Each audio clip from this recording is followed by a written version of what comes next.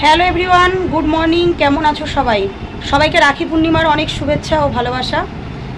আর সমস্ত দাদা ভাই বোন সবাইকে, কারণ রাখি পূর্ণিমার শুভেচ্ছা সবাইকে জানাচ্ছি। যে দাদা ভাই থাকলেই তাদেরকে জানাতে হবে এমন কোনো কথা নেই, সবাইকে রাখি বন্ধনের শুভেচ্ছা। এ দেখো রেডি হয়ে গেছি, তো মেয়েও রেডি হয়েছে, তোমাদের দাদা গেছে দোকানে, আর আমি এই চুড়িদারটাই পরে নিলাম, রেডি হয়ে নিয়েছি। তো যাচ্ছি হচ্ছে মানে তোমরা তো হয়তো টাইটেল আর থাম্বনেল দেখেই বুঝে গেছো, তো তাও তোমাদের বলে দিই আজকে একটা অন্যরকম ভিডিও আসছে। যেহেতু আজকে রাখি বন্ধন, তো যাকে পাবো সবাইকেই রাখি পরাবো, সে বয়স বেশি হোক, মানে একটা অন্যরকম মজার ভিডিও নিয়ে এসেছি। সে বয়স্কই হোক আর হচ্ছে সে আমার দাদার বয়সী হোক, ভাইয়ের বয়সী হোক, আর যেই হোক, যাকে পাবো সবাইকেই রাখি পরাবো। কি তাই তো বা? এই যে ক্যামেরাম্যান আজকে আমার ক্যামেরাম্যান, কারণ তোমাদের দাদা তো দোকানে গেছে। তো যাই হোক, দেখি কি হয়, কারণ ভিউজ তোলার মতন অকাত আমার আছে। সে তাতে আমার যদি 500 ভিউজও ওঠে না, তাও মনে করব যে না, আমি নিজের কন্টেন্টে তুলেছি। আমার কোনো প্রয়োজন নেই অন্য কারুর মানে কি বলবো, ফেস দেখিয়ে বা অন্য কারুর ভিডিও দিয়ে আমার ভিডিও করার, মানে ভিউজ তোলার। আমার নিজের যেটুকুনি অকাত আছে আমি সেটুকুনি ভিউজ তুলব। তো এতদিন ধরে যে ভিউজগুলো তুলেছি সেগুলো অন্য কারুর দয়াতে তুলিনি, আমি আমার নিজের অকাতেই আমি তুলেছি। তো যাই হোক, চলো সবাই সঙ্গে থাকো, দেখতে থাকো, কেউ স্কিপ করো না। চলো বেরিয়ে পড়ে আসছি। এখন গিয়ে আগে রাখি কিনবো, এখান থেকে টোটো করে যাব, গিয়ে রাখি নিয়ে তারপর। তোর বাবার প্যান্টে আটকে গেছে, কেমন কত কাছাকাছি করেছি দেখো, সব জামা কাপড় মেলা। সেই গতকালকের যে জামা কাপড়গুলো ছিল সেগুলো সব আজকে কাছাকাছি করেছি। তবে আজকে যা রোদ উঠেছে শুকিয়ে যাবে, আমরা আস্তে আস্তে শুকিয়ে যাবে। তো তারপর বাড়ির সামনের থেকে টোটো করে নিচ্ছি। আর এত পরিমাণে রোদ উঠেছে আজকে, তোমাদেরকে কি বলি, কদিন ধরে রোদ নেই, সেখানে আজকে এত পরিমাণে রোদ উঠেছে। কিন্তু ভিডিওটা তোমরা দেখলে বুঝতে পারবে, যেইভাবে ভিডিওটা করতে চেয়েছিলাম ঠিক সেরকমভাবে করতে পারলাম না। তার কারণ হচ্ছে আমি ভেবেছিলাম পাবলিক রিয়াকশানটা করব, কিন্তু এত রোদ, তার মধ্যে তোমরা যারা আমার ভিডিও দেখো, আমার লাইভে আসো, তোমরা সকলেই জানো আমার মাথার যন্ত্রণা নিয়ে আমি প্রচণ্ড পরিমাণে ভুগছি, প্রচণ্ড কষ্ট পাচ্ছি আমি। সেই জায়গার থেকে আমি যদি কন্টিনিউয়াসলি রোদের মধ্যে দাঁড়িয়ে ভিডিওটা করতাম, যদি আমি 1 ঘন্টাও করতাম, তাহলে কিন্তু প্রচণ্ড প্রবলেমে পড়ে যেতাম আমি। সে মানে আমাকে হয়তো আর বাঁচানো দায়ী হয়ে যেত। তো যাই হোক, তো সেই কারণেই আর কি অতটা রিস্ক নিলাম না। প্রচণ্ড পরিমাণে রোদ উঠেছে আজকে, জানি না কেন এই মানে এই শনিবার দিনকে এত পরিমাণে রোদ উঠেছে। কিন্তু বিকালবেলা হতে না হতেই আবার কিন্তু রোদটা বন্ধ হয়ে গেল, আমি বাড়ি চলে গেলাম, রোদটা বন্ধ হয়ে গেল। দিয়ে তারপর যাই হোক, তো দেখতেই পাচ্ছ কীরকম রোদ, কাঠফাটা রোদ আর কি আজকে। দিয়ে এবার ওর জন্যই আর কি ওই দোকানে ঢুকে সব দাদা ভাইদের আর কি রাখি পরালাম। এবার কোনো একটা, আমি মনে করেছিলাম কি পোস্ট অফিস মোড়ে বা চ্যালেঞ্জের মোড়ে অথবা আমাদের পৌরসভার মোড়ে, এরকম মানে 3টে মোড় ধরে দাঁড়িয়ে, মানে যেসব দাদারা মানে বাইক নিয়ে যাবে, সাইকেল নিয়ে যাবে, টোটো গাড়ি নিয়ে যাবে, ইনাদেরও আমি পড়াতাম। এবার আমি ভেবেছিলাম একটা মোড়ে হয়তো দাঁড়াবো, তো সেইটা আর করতে পারলাম না। তো যাই হোক, আমি ভীষণ খুশি, হয়তো এই দাদা ভাইদেরই কপালে ছিল আর কি রাখিটা পরার আর আমার হাত থেকে। আর আমারও ভীষণ ভালো লাগছে, আজকে আমি পরিপূর্ণ। আমার নিজের ভাই নেই, দাদা নেই, তো কি হয়েছে, এরকম মুহূর্ত কজন পায়, তাই না? তো যাই হোক, তো আর একটু ভালোভাবে ভিডিওটা প্রেজেন্ট করতে চেয়েছিলাম তোমাদের সামনে, কিন্তু ওই যে বলে না, একটা দিক নিয়ে মানুষের একটা না একটা সমস্যা থেকেই থাকে। আমার সমস্যা হচ্ছে মাথার যন্ত্রণার। রোদটা দেখতেই পাচ্ছ তোমরা। আর কি বলো তো, এই যে সিভিক দাদাটা আমাকে ক্যাডবেরি দিয়ে গেল, ওই দাদাটা আমাকে টাকা দিল, বলল বোন তুমি কিছু খেয়ে নিও। তো দেখো, এটা হচ্ছে একটা কি বলবো, মানুষের মানে বিবেক, তাই না? যে না, বোনটা বা দিদিটা আমাদের রাখি পরাচ্ছে, তাকে আমি কিছু গিফট দিই। কিন্তু আমি কিন্তু রাখি পরিয়েই চলে আসছিলাম, আমাকে কিন্তু তারা নিজে থেকেই গিফট দিয়েছে। এবার এটা যার নিজের মানবিকতা, তাই না? তো গিফট পেতে তো ভালোই লাগে, কিন্তু এইটা নিয়েও হয়তো কোনো কথা হতে পারে যে আমি গিফটের জন্য করেছি বা কিছু। আমি পরেও বলেছি, আবার এখনও বলছি, আসলে রাস্তার পাশে বাড়ি তো, এত গাড়ি ঘোড়ার আওয়াজ হয়, কিছু মনে করো না। দেখেছো তো, এই জেঠুটাও কিন্তু আমাকে টাকা দিল, বলল তুমি মা কিছু খেয়ে নিও। আমি বললাম আচ্ছা জেঠু। এবার কেউ যদি আমাকে কিছু দিতে আসে, আমি কি বারণ করব? তাকে কি আমি মুখের ওপরে বলবো না আমি নেব না? না গো, সেটা কখনোই পারবো না। তো কারণ সেই মানুষটার মনে কষ্ট দেওয়া হবে, নিজে কষ্ট পেয়ে বুঝতে পারি যে মানুষের মনে কষ্ট দিলে কতটা খারাপ লাগে, তাই না? তো তারপর আমাদের এই মার্কেটের মধ্যে আর কি রাখি পরালাম। তারপর দেখতে পাচ্ছ এই দিকেও যাব, ভেতর দিকে ঢুকলাম, তো কিছু কিছু ভাইদের পরালাম। তো এই ভাইটাকে রাখি পরিয়ে তারপর যাব হচ্ছে তোমাদের দাদাদের দোকানের ওই দিকে। আর এই যে এই ভাইটা আমাকে একটা ক্যাডবেরি দিয়ে গেল।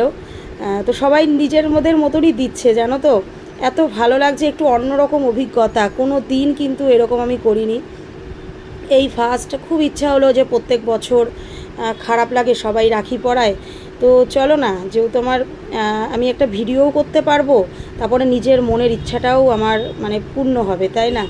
তো এরকম অভিজ্ঞতা কজন পায়, তাই না? আবারও বলছি, তোমরা আমাকে কমেন্ট করো তো, যার যা বক্তব্য আছে। যদি বলো যে গিফটের লোভে করেছি সেটাও কমেন্ট করো, যদি বলো যে ভিউজ কামানোর জন্য করেছি সেটাও কমেন্ট করো, যদি বলো যে না দিদি তোমার এই মানে কাজটা আমাদের খুব ভালো লেগেছে, ভীষণ সুন্দর লেগেছে, তাতেও কমেন্ট করো। তো সবার কমেন্টের আশায় আমি থাকলাম। তো সমস্ত ভাই, সমস্ত দাদা, প্রত্যেকটা মানুষকে রাখি বন্ধনের অনেক শুভেচ্ছা আবারও বলছি। তারপর দেখো ঢুকে গেলাম আর একটা দোকানে। এই ভাইটার কাছ থেকে আমার মোবাইল কেনা, মানে আমার মোবাইলটা, তোমাদের দাদার মোবাইলটা, ওটাই প্রথমে আমি কিনেছিলাম। তারপর আবার ওই ফোনটা একটু ক্যামেরা কোয়ালিটিটা আর একটু বেটার যাতে হয় রিলস বানানোর জন্য, তার জন্য আমি আবার পরে এই ফোনটা কিনলাম। তো এই দোকানেই আর কি সমস্ত ভাইদেরকে রাখি পরিয়ে দেবো, তোমরা দেখতেই পাচ্ছ, মানে পরিয়ে দিচ্ছি। তারপরে আর কি আমি চলে যাব তোমাদের দাদাদের দোকানের ওখানে। এবার অনেকগুলো রাখি এখনও রয়ে গেছে, জানো তো, কারণ আমি 50টা রাখি কিনেছিলাম। ভেবেছিলাম যে রাস্তার মোড়ে যদি দাঁড়িয়ে পড়াই তাহলে মানে রাখিগুলো আমার শেষ হয়ে যাবে, কিন্তু ওই যে বলছি না, এত রোদ, এত রোদ। আর অলরেডি আমার মাথার যন্ত্রণা উঠে গেছে এদিক থেকে এদিক আসতে গিয়ে, তাও তো দেখো আমি দোকানে দোকানে ঢুকছি।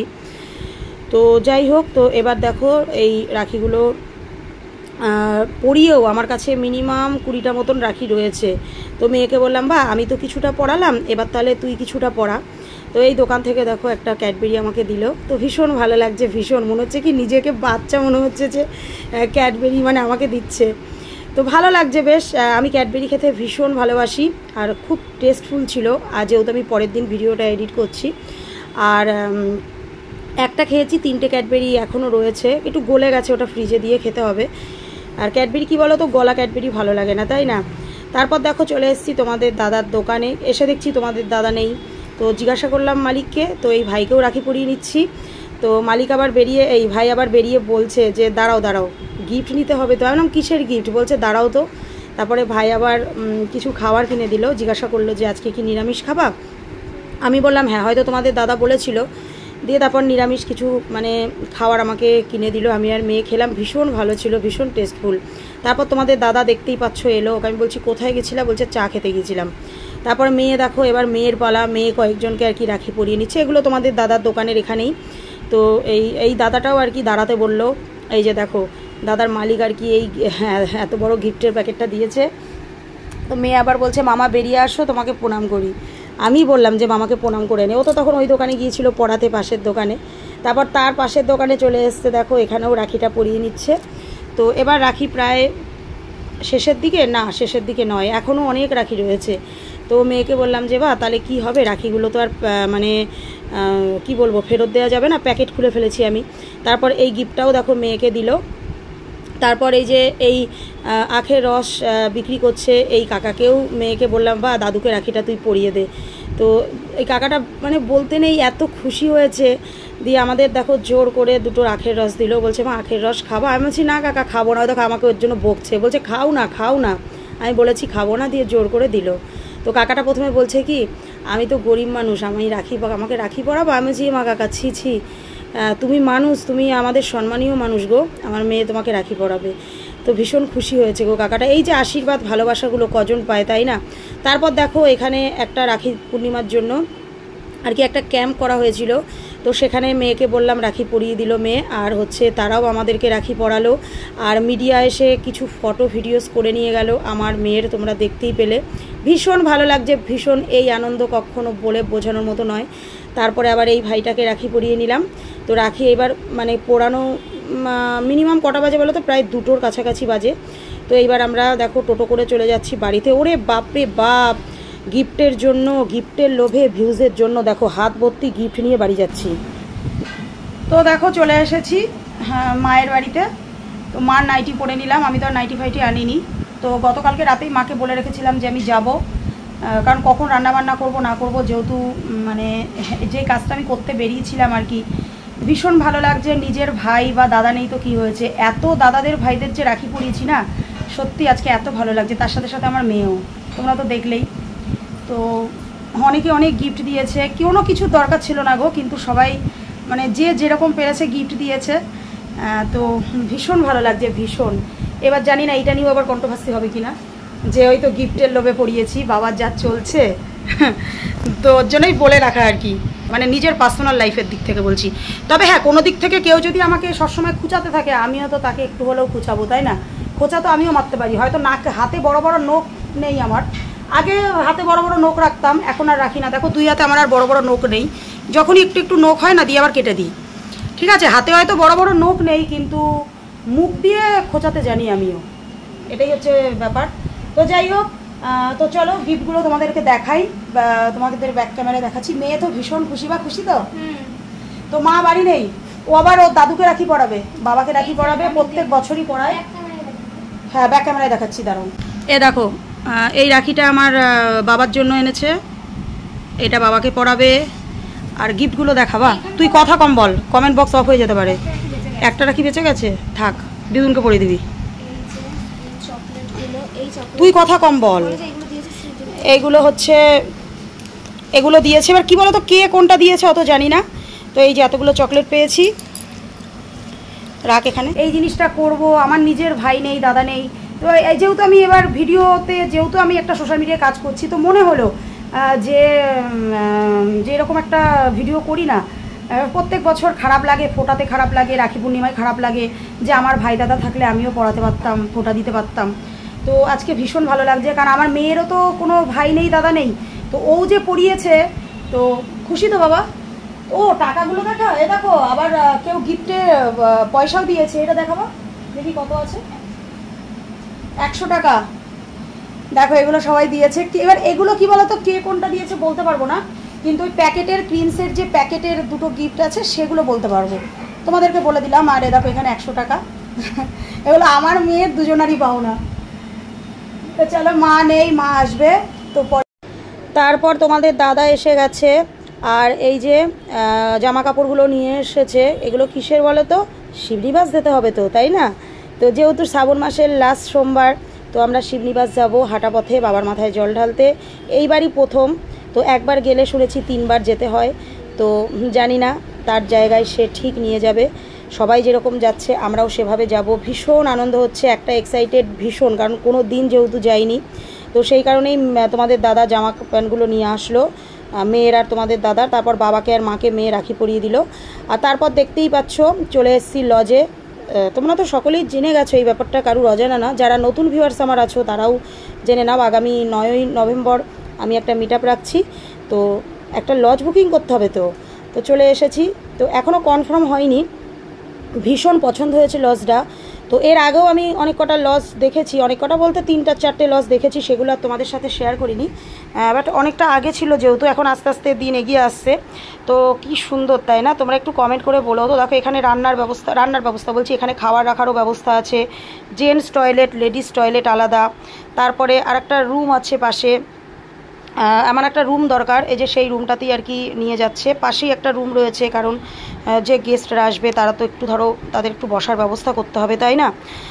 তো তার জন্যই আর কি। তো এই রুমের পাশেও আর কি একটা টয়লেট রয়েছে সেপারেট। তো ভীষণ পছন্দ হয়েছে তোমরা দেখতেই পাচ্ছ। আর কমেন্ট করে জানিও যে কীরকম লাগছে। আমার তো দারুণ লাগছে, দারুণ, মানে কি বলবো তোমাদের, মানে এতগুলো লজ দেখেছি, তার মধ্যে এইটা যেন আমার সব থেকে বেস্ট। আমি প্রথমে কি মনে করছিলাম বলো তো, যে একটু সামনের একটু প্লেস দরকার, কারণ সবাই ভিডিও যেহেতু করবে, এই ডান দিকটা করে স্টেজ হবে আর এই দিকটা করে সবাই ভিডিও করবে, খাওয়ার জায়গা হবে এই পেছন দিকটা করে করব, মানে এরকম একটা চিন্তাভাবনা আছে। এখন দেখা যাক, এই লজটা কথাবার্তা বললাম, ফোন নাম্বার দিয়ে দিল, যদি কনফার্ম হয়। ভাড়াটা তো প্রচুর না, বুঝতেই পারছো, প্রপার জায়গা যেখানেই যাচ্ছি লজের ভাড়া প্রচুর বলছে, কিন্তু করতে হবে একটা কাজ, যেহেতু মানে একটা এত বড় দায়িত্ব নিয়ে একটা কাজে যেহেতু নামছি, এবার সেখানে তো করতেই হবে, সেটা 19 আর 20 যাই হোক। তারপর দেখো বাড়ি চলে এসেছি, আরে দেখো মুনুসোনাগুলোকে নিয়ে তোমাদের দাদা কি করছে। আর একটা তো আমার কোলের মধ্যে আদর পেয়েছে, চুপ করে বসে আছে। আর দেখো আমি তো হাসতে হাসতে মরে যাচ্ছিলাম, মানে যখন এগুলো করছিল কি মজা লাগছে না, সেই টিভিতে আর সেই আমাদের ফোনে কিছু কিছু সেই কার্টুন দেখা যায় না, এত ভালো লাগে, ঠিক সেরকম লাগছে, তাই না বলো? তো চলো ভিডিওটা আর বেশি বড় করছি না, ঘর বারান্দাগুলো ঝাঁট দিয়ে নেবো, আর রাত্রেবেলা একটু সেদ্ধ ভাত করবো, করে খাওয়া দাওয়া করে ঘুম দেবো, কারণ কালকে সকালবেলায় যাব গঙ্গা স্নান করতে, তারপর রাত্রেবেলায় যাব শিবনিবাস। তো চলো রাত্রেবেলা বলতে ওই সন্ধে 6টা নাগাদ আর কি বেরোবো। তো চলো সবাইকে গুড নাইট, ভিডিওটা আর বেশি বড় করছি না, সবাই ভালো থেকো, সুস্থ থেকো, সাবধানে থেকো। আর ভিডিও ভালো লাগলে অবশ্যই কিন্তু লাইক করো, কমেন্ট করো, আর চ্যানেলটা যারা সাবস্ক্রাইব করোনি সাবস্ক্রাইব করে দিও। চলো টাটা।